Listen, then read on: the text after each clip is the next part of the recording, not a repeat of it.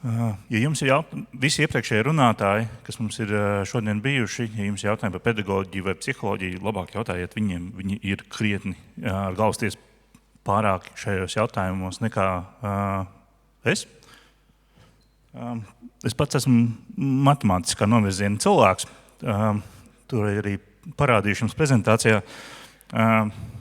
Viena lieta, ko es iesaku aizdomāties par to, kad arī, kas caurstrāvoja šodien, kad vajag vismaz vienu pieaugušo, kad katrs no mums atsevišķi par to domā, tas izklausās nedaudz nereāli.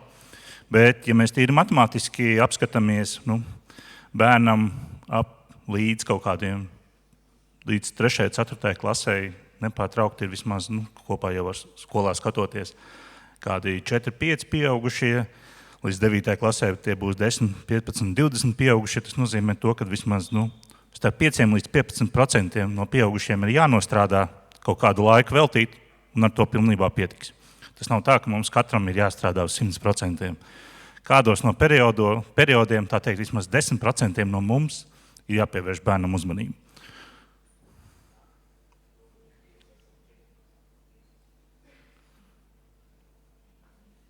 Jā.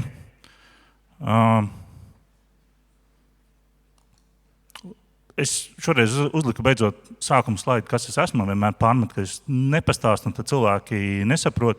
Es nāku no biznesa vides,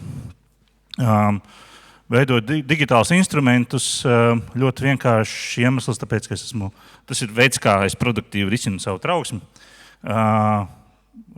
Tā teikt, priekš meitām, jo tas, ko 5 gadus atpakaļ jau skatoties, tā teikt, vecākā meita līdz jau sāka iet skolā, skatījos uz izglītības sistēmu un salīdzinot ar jebkuru citu nozari, tas, ko man likās baigi neloģiski un kas man radīja trauksmi, kā vecākam, lai būtu drošs, kā tēvs, ir tas, ka nevienā citā nozarē tik ļoti neuzliek atbildību katram speciālistam, respektīvi. Pedagogam ir viss pašam jāierauga, jāpamana, jāsaprot, konteksts jāsaprot, jāatcerās kaut kādas metodas un tā tālāk. Un tad, respektīvi, tad mēs skatāmies uz efektivitāti un vispārējo. Visās citās nozarēs mēs rēķinamies, ka darbinieks ir visticamāk neizgulējies, noguris, sakaitināts un vispārējais, tāpēc visa pamatā tev ir kaut kādi uzreiz instrumenti, kas nodrošina kaut kādu kvalitātes līmeni, pat pie tā, ka tu esi neizgulējies, noguris un vispārējais, kur tu redz ikdienas datus un vispārējo. Jo biznesā esmu taisījis gan lieliem, maziem, ļoti lieliem uzņēmumiem, biznesa stratēģijas, mārketinga stratēģijas un tā tālāk.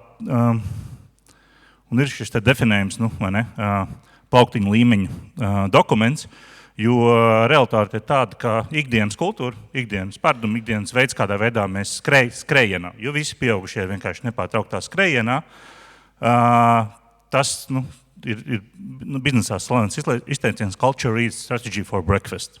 Tu vari papīros, normatīvos visu ierakstīt, bet tā ikdienas kultūra, ikdienas skrejiens un tā tālāk to vienkārši uzreiz iznīcina. Un tas datu masīvs, caur ko es skatos, ir 21. gadā mēs palaidām MEMU, kur man tīri no emocionālā mēs mērījām, respektīvi šo 4 gadu laikā ļoti laba datubāze un pieredze savākta, kas vienkārši 2 reizes gadā kā papildus iets. Viņa nav perfekta, mēs pagājušajā gadā uztaisījām validāciju, viņai Edmunds Vanaks neatkarīgi izpētīja. Tas vienkārši kā skrīninga instruments vienkārši. 2 reizes gadā, ja skolotājs kaut ko nepamana, vienkārši kā papildus lieta. Un šogad, jo tas, ko mēs saskārāmies, ir, ka tie ir līdz galam, tas ir tādi puskāji, nepilnīgi dati, nepilnīga informācija, jo pietrūkst tev, bet kas tad īstenībā paralēli notiek ar apmeklējumu, ar sekmēm, ar uzvedību klasē, tāpēc tas, ko mēs tagad no septembra pievienojām, ir arī e-klase. Es zinu, ka šeit ir no Liepājas, Kuldīgas un Ventspils visās šajās, arī Krāslo, visās šajās pašvaldībās arī būs šis viss risinājums. Mēs būsim kaut 30 pašvaldībās. Bet, un tagad es vienkārši pateikšu, kas izskatās datos un vairākas sistēmiskas dīvainības, kur man liekas, ka mēs bieži vien muļķīgi uzvedamies sistēmiski. Respektīvi, šeit ir vienkārši slaids, to mēs redzējām pilnībā visus gadus.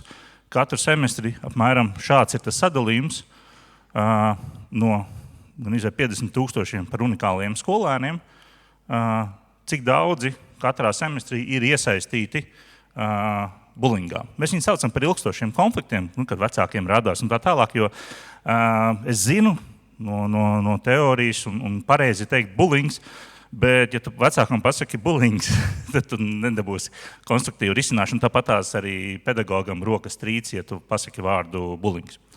Un šis ir vienkārši, tā teikt, par ilgstošiem konfliktiem. Kāda ir reālā situācija katrā klašu grupā, cik viņu ir daudz. Šī ir lieta, kur man patīk, ka teorija kā parādās praksē, jo pirmkārt, mēs nekad nevaram prasīt, kad būs 0% kaut kur. Tas ir arī pieaugušie. Nav tā, ka visi bērni visu laiku caur puķēnām pļavām rokās sadavušies skaidrs. Konflikti ir normāli štelp, un tā ir lieta, ko tikai praksē var iemācīties risināt. Un no datiem, ja mēs skatāmies pret 1. un 2. semestri, skaits, viņš vienmēr ir līdzīgs. Tas, kad ir, ka mainās 69% apmēram nomainās, tā teikt, pret citiem gadījumiem 1. un 4. klasē, 71% vecākos, bet šeit 54% apmēram paliek vieni tie paši.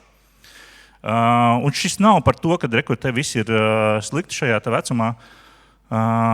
Te mēs varam redzēt, vai ne, skaidri, kurā vecumā arī pēc teorijas sākās agrīnie pusaudža gadi. Kad viss nobrūk, viss tas, ko stāstīja arī Dats Medni par drošo piesaisti, visām arī, ka šodien bija par regulācijas prasmēm, tad vienkārši šeit viss nobrūk un tas viss sākās no sākuma. Tas, kas sistēmiski ļoti dīvainais, te var arī redzēt pie attiecībām klasē, vai ne, ka rekur, vai ne, agrīnos pusauģu gados riktīgi viss pasliktinās. Un ja mēs šodien stāstīja, kad piesaiste un attiecības, teiksim, tā metoža efektivitāte ir ļoti būtiska, no tā vai ir izveidojušas attiecības un vispārējais, tad ir diezgan dīvaini, ka mēs 4. un 5. klasē arī varam redzēt, kāda ir sadarbība ar skolotājiem, ko bērni saka, ko vecāki tur var redzēt šeit. Mēs nomainām audzinātājus tieši pirms iebraukšanas vētrā, vai ne? Un ja šeit ir uzbūvēts viss, lai mēs spētu kvalitīvi ar metodēm izbraukt vētrai cauri, tad mēs 4. klasē bieži vien sistēmiski ļoti daudz nomainām audzinātājus. Ļoti visa cieņa tiem audzinātājiem, kas sāk 4. klasē vai 5. klasē strādāt. Bet matemātiski tas nav gudrākais risinājums, ko darīt. Un ir absolūti normāli, piemēram, foršajā mājā, kas paņem Mulberry Bush pieredzi, kas strādā ar 5 līdz 13 gadus veciem bērniem bez impulsu kontrolas, piemēram, kādi nogalinājuši vēl kaut ko. Pirmais pusgads visā ir nevis skatīties kaut kādiem rādītājiem, bet vispār izveidot attiecības ar bērnu un ekspektācijas uz jebkādu metožu efektivitāti ir tikai pēc pusgada, kad ļoti intensīvi ir izveidotas attiecības. Tad šeit mēs sistemātiski, bet jo tāds ir ieradums, tā mēs esam nomainījuši. Tad ja atbildīgi tad skatāmies, tad vai trīskāršojam resursus, kas ir 5. klases vai 4. klases jaunajiem audzinātājiem, lai viņam būtu laiks izveidot attiecības, vai arī šo te paradumu nedaram, ka nomainam no šos te audzinātājus, jo ir ārkārtīgi muļķīgi.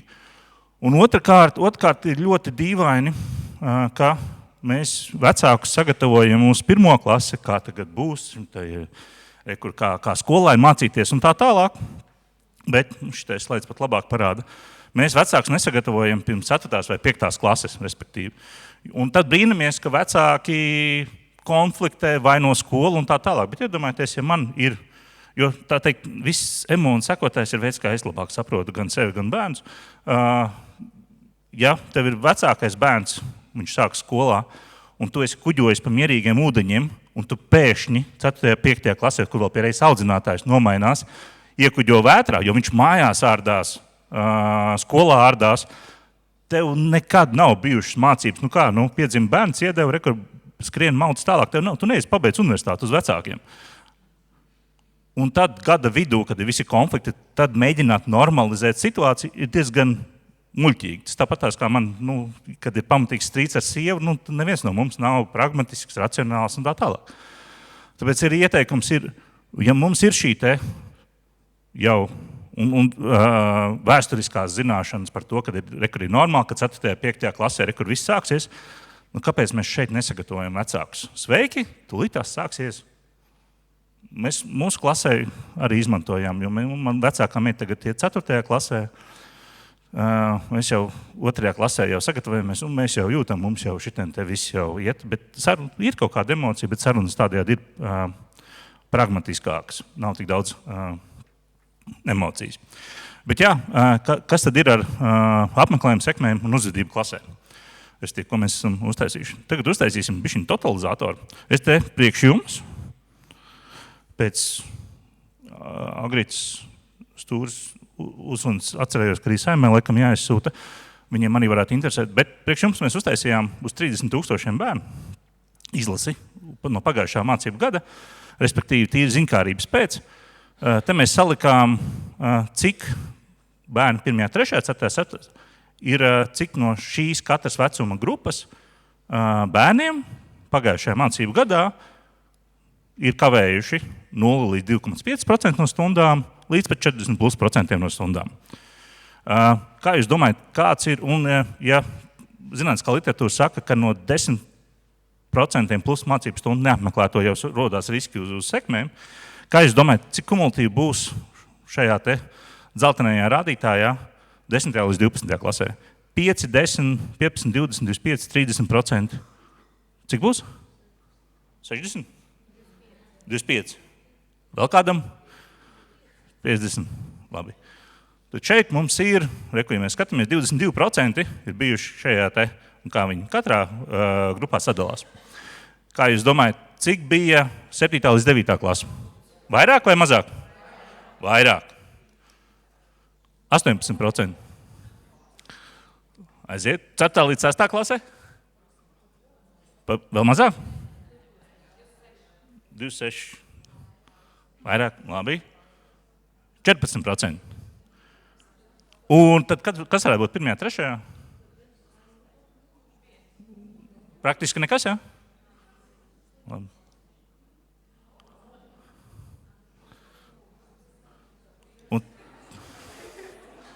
Un tas, kas ir interesanti, ir, ka vecuma posmā, kad ir visbūtiskākā iespēja izaugsmē koriģēt un tā tālāk, ir šis, piemēram, mēs tagad sadarbībā arī runājam ar vieniem no galvenajiem dažādās organizācijas, gan Nesta, gan FFT, gan Cambridge pētniekiem par viņu pieredzēm, kā mēs varētu sadarbības likt kopā.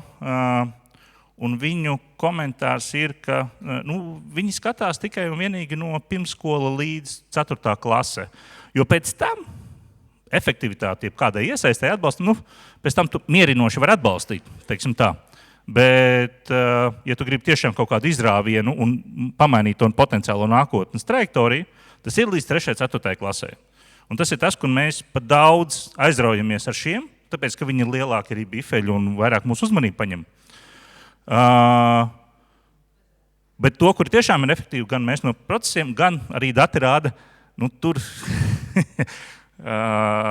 ir pamatīgas gan attieksmes, gan atbildības un vispārējā.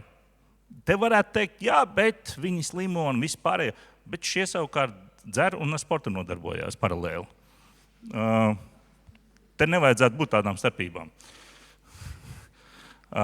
Jā. Bet, uz šo te skatoties, viena lieta ir, un mēs šī te mācību gadu laikā iesim, un ja mani Mārtiņš vēl kādreiz uzaicinās, mēs šobrīd sākam pētīt, lai parādītu katrā vecuma grupā korelāciju pret, teiksim tā, vai šie te konkrētie bērni, kas tu tik daudz nav apmeklējuši, kas ir ar attiecībām klasē, kas ir ar uzvedību klasē un mobbingu situācijām tā tālāk, lai ļoti detalizētas korelācijas pa katru vecuma grupu varētu parādīt. Bet lieta, kas tāpatās pat, ja mēs šādus te tur pašvaldības vai valsts līmenī analītiku taisam, realitāte jau tāda ir par to, ka ikdienā jau tas baigi nepalīdz.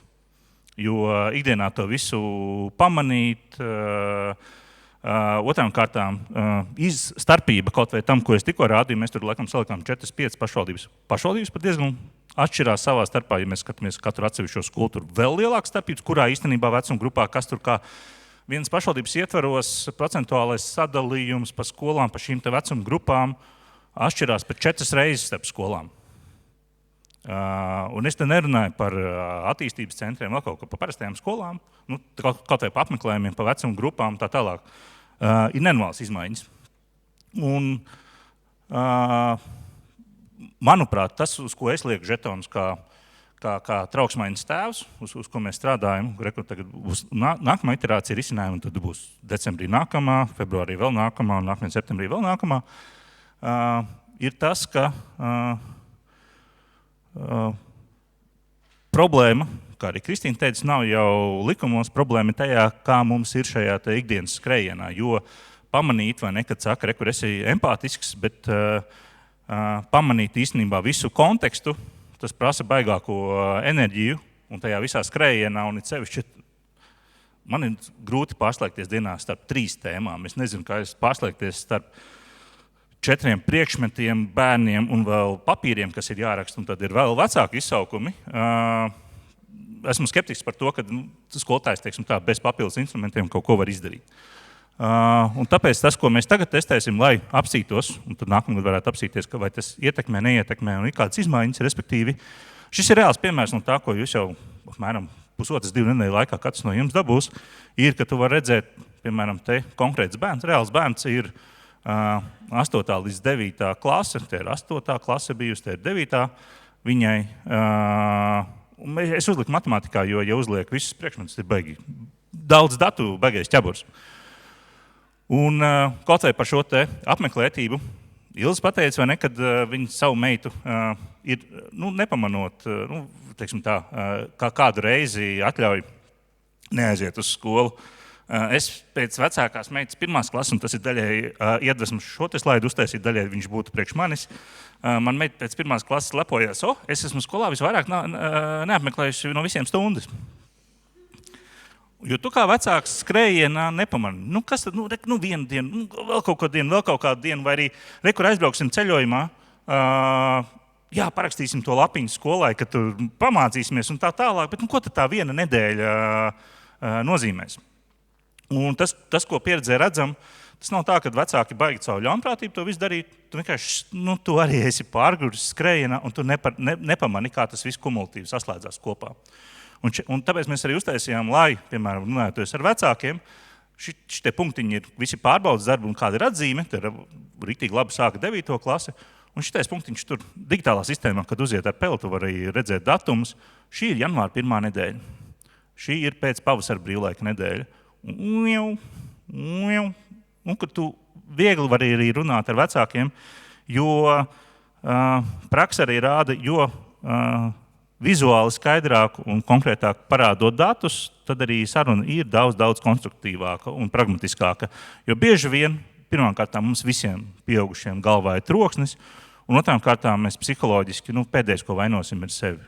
Un trešām kārtām mēs citādāk vēsturiskos faktus atceramies nepārtraukti. Tāpēc es ceru, ka šitais te palīdzēs. Un otrām kārtām, jums būs arī katram savs rīta kafijas skats, vienkārši skatīties, ir dinamika uz augšu, kas ir šiten, vai vajag uzvanīt, nevajag uzvanīt un tā tālāk. Es ceru, ka, teiksim tā, mēs savulaik dibinājām kori un es kora vadītājai, atvainojos, es bišķiņ pāriešu, prasīju, lai saprastu par tām tonalitātēm, jo man dzirdes vispār nav. Es viņai iedevu rūtiņu lapu un paprasīju uzzīmēt schematiski, lai es varu saprast, ko tas nozīmē. Tīri matemātiski. Tad arī šis ir mans mēģinājums ar kolēģiem uztaisīt. Ja empātija nozīmē saprast kontekstu, vai ne, ieraudzīt, vai kaut kur kaut kas nav, tad mēs savā pusē apsolamies strādāt uz datiem, lai gan datu kvalitāti, gan mēs pievienosim vēl citus datus, apskatīties, kas īstenībā notiek ar bērnu. Līdz nākamajam septembrim, es domāju, mēs atrisināsim, ka mēs varēsim parādīt, vai un kas notiek ar viņu arī interešu izglītībā. Un vēl pāris lietās, jo citādāk, ka tev vizuāli ir tikai atzīme, skrējienā tu vai ne, tu apcies tikai uz to, kas tev acu priekšā ir. Tāpēc mēs bišķiņ mēģinam, lai jums pamainās un ir vieglāk empatizēties. Un papildus lieta, ko mēs izmēģināsim, vēl dažām citām papildus lietām, ir, kad Mēs daudz runājam, kur atbildība, likuma normatīva un vispārējais, bet kas daļai apstiprina, manuprāt, to hipotēzi, ka bieži vien mēs nedaram sliktu darīšanas pēc, mēs vienkārši esam aizmāršīgi cilvēki. Šis ir piemērs no pāris valstīm, kā viņi būtiski uzlaboja apmeklētību visās grupās. Tā skaitā ilgstošiem neapmeklētājiem, tā skaitā socioekonomiskajām grupām, ka tu vienkārši katram vecākam tik līdz ir kaut kāda, sasniedzot kaut kādu procentu no apmeklētības, automātiski aiziet ziņa. Te mēs domājam, ka ar mākslīgo intelektu paspēlēties un integrēt arī arī zīmes, viņi tādējādi varētu arī automātiski sūtīt. Es ticu, ka vecākam uzreiz atsūtās. Kur bērns 3 nedēļas nav bijis vai konkrēto procentu ir sasniedzis, ka šitajā mēnesī nav būts, kur pacenšamies nākamajā mēnesī būt. Un tas ļoti būtiski ir uzlabojis apmeklētības rādītājs. Tieši šādas vienkāršas lietas. Otra lieta, ko mēs tagad mēģināsim matemātiski aprēķināt, ir, lai mums pēc tam nepiesienās, ir, es esmu pabeidzis 1. ģimnāziju. Un tas nav tā, ka tur baigākā matemātika būtu. Vienkārši mums tur mācoties, mums bija pa 2 matemātikas stundām katru nedēļu vairāk nekā jebkuram citam bērnam. Kumulatīvi pa 3 vai manā gadījumā pa 6 gadiem. Es pieņemu, ka tur sanāk vēl papildus mācību gads tīri matemātikā. Man jābūt diezgan lielam ezelim, lai ar papildus gadu matemātikā nenokārtotu labāk nekā pārējiem matemātiku. Un tas, ko mēs gribam ielikt, ir, ka, lai vecāki ātrāk ieraudzītu šo te perspektīvu, tā pateikt, Klau, ja jūs pamācītos vai sāktu apmeklēt šo te, kā varētu nākotnē pēc 3-4 gadiem pamainīties bērnu perspektīvu. Jo mēs esam visi slinki darīt pašā pēdējā brīdī, bet mēs vainojam vecākus, mēs mēdzam vainot pedagogus par visu kaut ko, bet mēs neiedodam to fokusu, ka, Klau, ja šo te vienkāršo lietu vēl papildus izdarītu, tad tev varētu būt vieglāk. Jā, paldies.